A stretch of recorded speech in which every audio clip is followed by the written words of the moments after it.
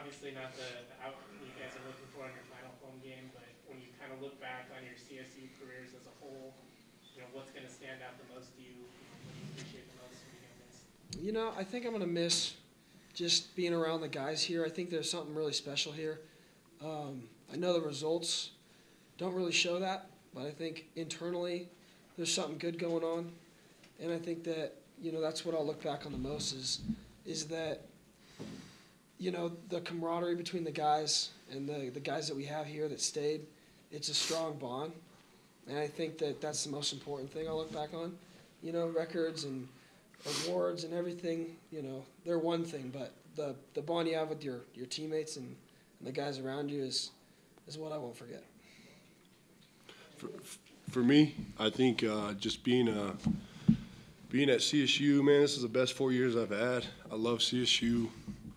I love Fort Collins. A lot of good people here. Made it an easy decision to come back. Like Stoney said, my teammates, I can't thank them enough. My coaches, Coach Bobo, Coach Adazio, everyone that, I can't thank them enough for what they've done for me, my teammates, selfless, running routes to get me open. It's just a bond that will never be broken, and the friendships that I've built here at CSU is special and something that I'll cherish for a lifetime. What were you guys trying to take in the fourth quarter when you'd gotten pulled early, but what were you trying to take in? What were you thinking about as your career was coming to? Yeah, you got a million things rolling through your mind. So many memories, so many things to be excited about. I love this place. I love playing at CSU, playing with Toby. That's special. Something that not very many people can say they've done. So just a million things going through my mind, and it's just bittersweet that my time here is done.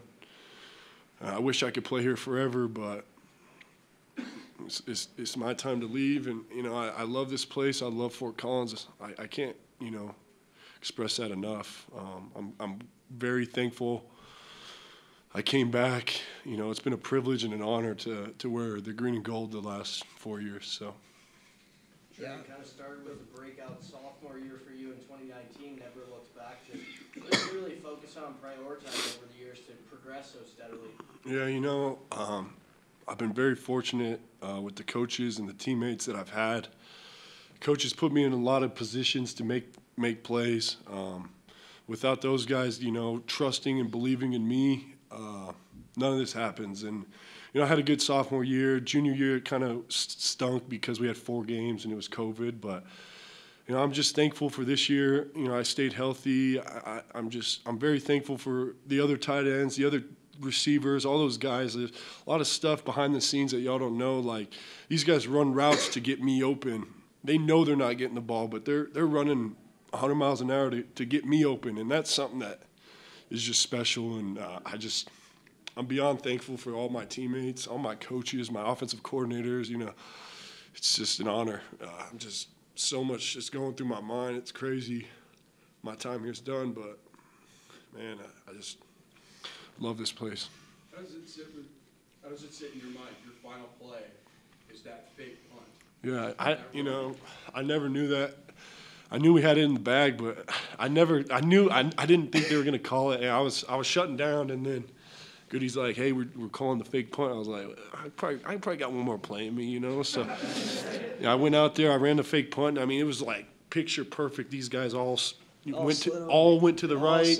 Ryan's faking it, causing a scene back there, and then it's just I get a one-on-one opportunity with the wide receiver, and I can't let that guy tackle me. So it's very cool, very special, and very emotional. That was my last play, scoring a touchdown.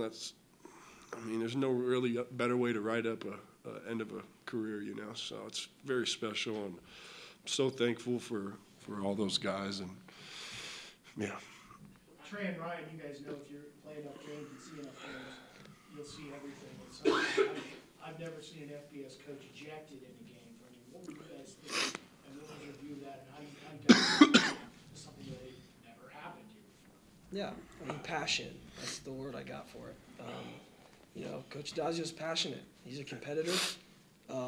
He wants the best for his players. He's going to defend his players. And, emotions run high in the game. And I think our team rallies behind it. And I think you're going to continually see CSU rally behind Coach Dazio. I think that his passion for the game, his love for the game, his love for the team, his love for, being in competition is something that, you don't see in a lot of people, I don't think, anymore. Our team responded in a way. Unfortunately, the results don't show it, but I think that, we back Coach Dazio up as well. So. For me, I think he's really just supporting his guys. We had 3 tight ends on the left side. We ran a naked back the other way. This happened earlier in the year where Gary supposedly covers me up and, I get a big play and it gets called back. The thing that's frustrating is Gary made sure that he communicated with the ref that he was off the ball and still got the penalty. And that's why Coach Adazio was so frustrated. And it's just, he's just really trying to back up his players and things like that. And, emotions are high, things get the best of you. And, I'm sure he's upset. He probably didn't want that to happen and stuff like that. But deep down, I know he had good intentions. So, Ryan, you leave here as the NCAA career leader in punting average, just the way you drew it up, the way you imagined it was going to go? Not really, honestly. I mean, you never really think about that when you come in as a freshman. You're excited to play, you're excited to get out in the field, and you're excited to prove a lot of people wrong. And, I think throw the award aside, throw the record aside, I proved a lot of people wrong in my career, and I think that's the biggest thing that I can take away from it is the fact that, a lot of people said I couldn't do it, and I did it, so. Ryan, punters don't necessarily get that much attention usually, but you're beloved by CSU fans. People are tweeting about how great you are every week. What does that mean to you? No, I'm honored. I'm honored for the opportunity. I thank Coach Bobo. I thank Coach Adazio for giving me the opportunity to be here to showcase that. In order to get the recognition I had to be given an opportunity, and it means a lot to me. Obviously, being a punter, you're not really supposed to get a lot of the light, but I think that you can make it in a way that helps your team win. And we have one of the best punt teams in the country. We struggled my sophomore year, but that junior year that I had, we turned it around. We took it personally, and you can look around on the punt team and see guys. I'm sitting next to one of them, All-American who are on the punt team. That just goes to show the level of care that we have here for that. And I'm honored to be a part of that. And I'm honored to have coaches like Coach Bo and Coach Adazio that care so much about special teams that they're able to put me in that position. So. Guys, when you guys have been vocal to us about your support for the staff, Trey and Ryan, you guys have probably lived about 5 years worth of stuff in 20 months between the pandemic and everything else. How do you explain, and maybe explain to CSU fans, the disconnect when we don't see people comment at the end, it's a holiday week or whatever, but and are feeling upset on social media and care, and it feels like we've asked this question of everybody for a few weeks when we get into Ross Slide, but it feels like there's a disconnect between the support in that locker room and some of the support in the fan base. I wonder if you could address that or there's something that we're missing. there's no reason for that. I think these guys want to win more than anybody. You know that.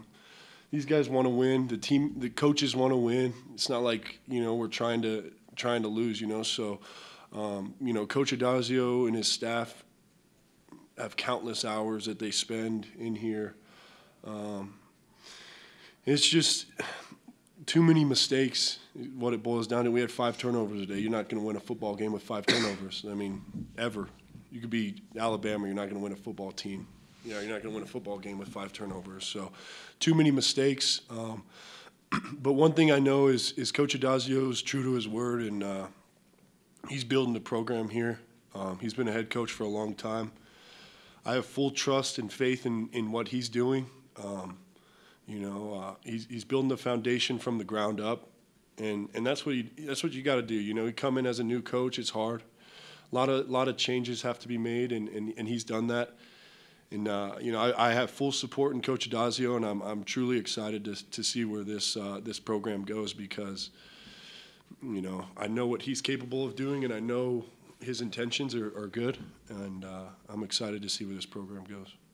I'll piggyback off that. I'll put a little personal thing on it. I mean, like, if you would have seen me punt 8 years ago, you would have given up on me, or you would have said this kid would never made it to college, right? And the second year that I had, you would have said the same exact thing. And I think that to build something, not only do you have to have trust, you also have to have a little bit of faith that, what you're doing is building for the future.